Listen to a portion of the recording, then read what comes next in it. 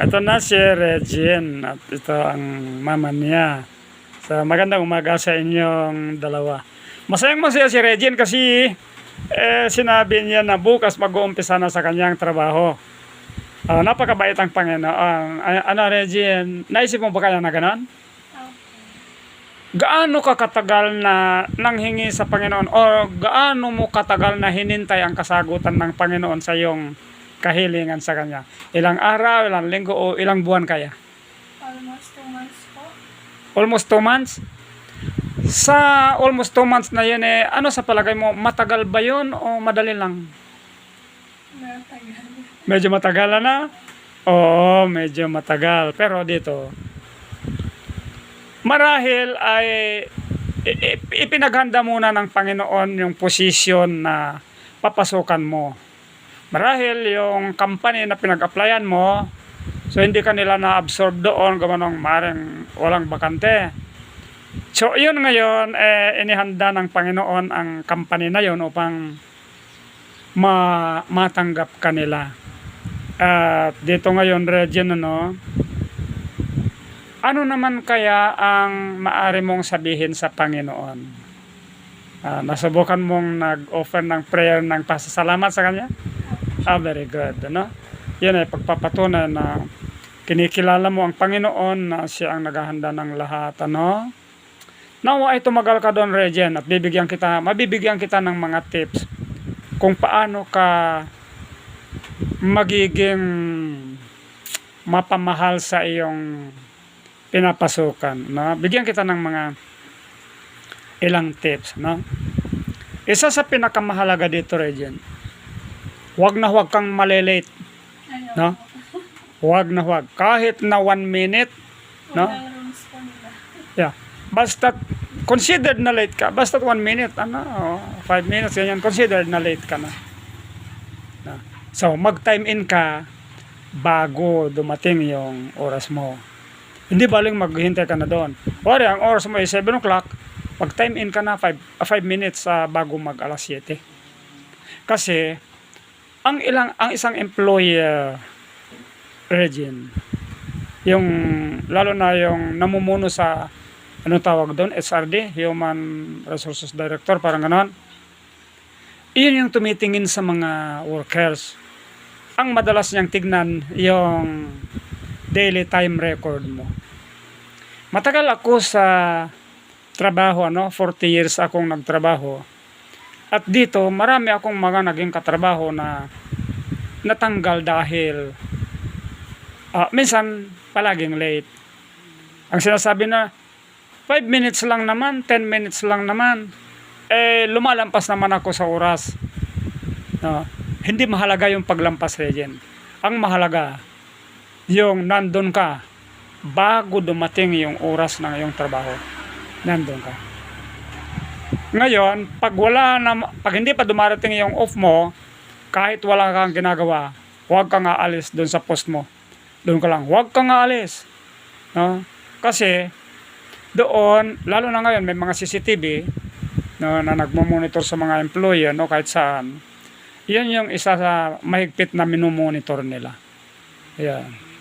And then isa dito, Regine, na may bibigay kong tip sa'yo.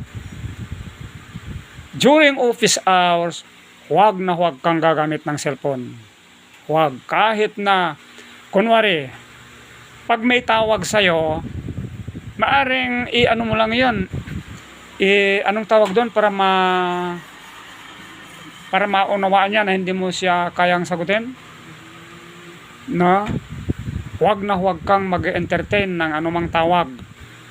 Maliban lamang kung tungkol sa company.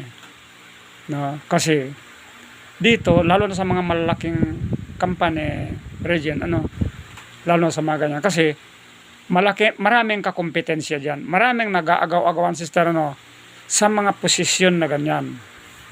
At ito, pag napanatili mo ang ganun, Regine, sa pagdating ng evaluation, pasok ka palagi.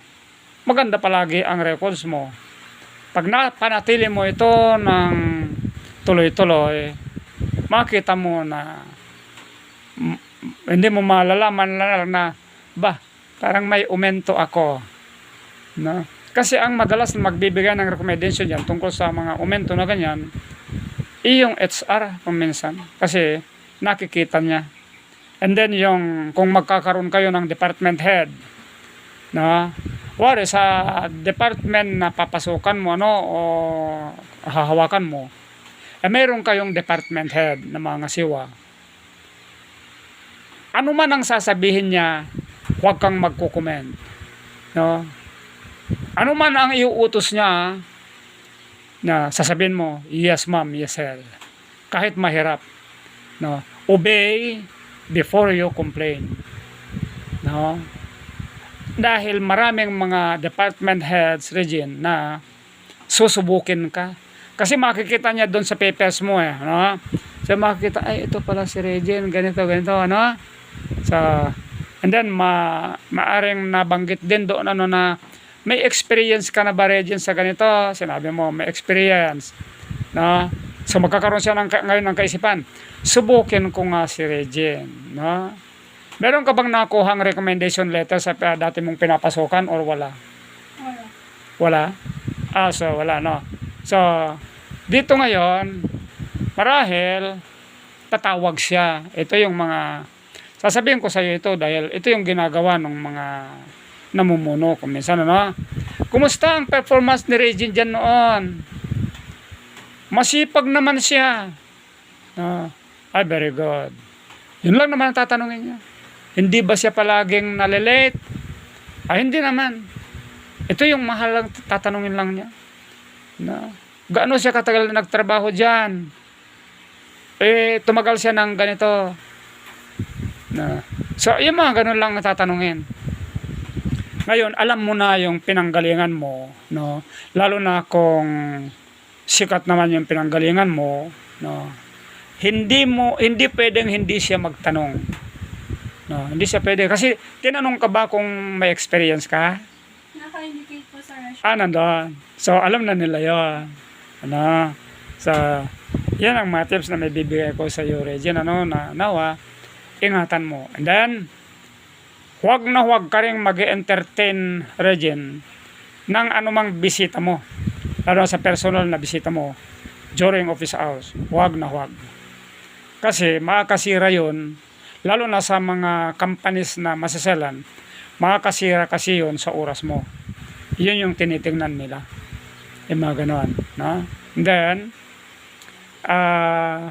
tungkol naman sa coffee break nyo, wala namang problema doon dahil meron naman talagang nakalaan na mga ganon, mga 15 minutes or 30 minutes siguro.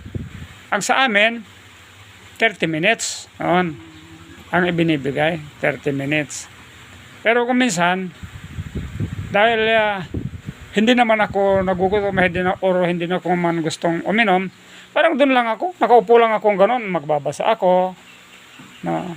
Kahit wala na akong ginagawa, nandun pa rin ako. Kahit wala na yung mga kasama ko sa department, nandun pa rin ako. Hindi ako umaalis. Kaya nga, kahit nung nag-retire na ako, Regine, nag-file na ako ng retirement, approve na yung retirement ko. So, 2 weeks bago ako huminto sa pagtatrabaho, nilapitan ako ng director. Sabi niya, ano na ang plano mo, Kuya Mar, pag nag-retire ka na? Pupunta na po ako sa ganoon, sir, at ganito na. Then sabi niya, huwag ka na lang umalis. No, sabi niya, dito ka rin. Anong gagawin ko dito, sir? Mag-retire na ako. Nasabi niya, i-rehire ka rin namin. No? Ang magiging trabaho mo, pares din ng trabaho mo ngayon. More on churches ka na lang. So hanggang ngayon, nag-retire ako 2011 hanggang ngayon. No? So nag-leave lang ako ngayon diyan sa hospital dahil pumunta ako dito. Kaya nga sabi nila, kailan daw ako babalik doon sa hospital. Ibig sabihin, maganda yung records ko, Regine. Huwag kang sasagot ng basta huwag kang magreklamo kahit ano, gawin mo muna. Then pag nagawa mo na or nahirapan ka talaga, Then saka ka magbigay ng ganito. Ganyan, sir, ma'am, na, sa ganyan, na. Hello? Siya ba si Raul? Ay, Sendrik po. Wala po si Raul. Sembrik nga na. Ay, yung ang apo ko. Ay, apo mo si pala siya, yung anak ni Kwan. Hindi. Ano, ay siya nga pala, no? Tiyo. Nag-iisang apo. Wow, ano, no? So, gusto kong makilala si... Anong pangalan mo, apo? Sendrik Galigues po. Ha? Sendrik Galigues. Sandrek? Zendrik. Sendrek. Kapangalan mo ang isa sa mga apo ko rin, si Locos, ano? Gallegas. Na, so, ilang taon si Sendrek? 18 years old po. Wow, kabataan mo, ano? Oh, anong nag-aaral ka? Anong year mo na? First year college po. Wow. So, umpo ka anak, dito ka sa kay ate mo. Iya, punong po muna yung palay. Ha? Tinawag ko at bubuhatin yung palay doon. Ay, ganun pala. Na, magbibigay sana ako ng... Okay, sige, buhatin mo na ako. Sa... Alam mo, Regine, mapapalad kayo ng mga kabataan, ano, dahil tulad nga ngayon, napag-aral ka ni mama mo, nakatapos ka na ng pag-aaral. So, pagpalain ka ng Panginoon Regine, lalo na sa iyong trabaho.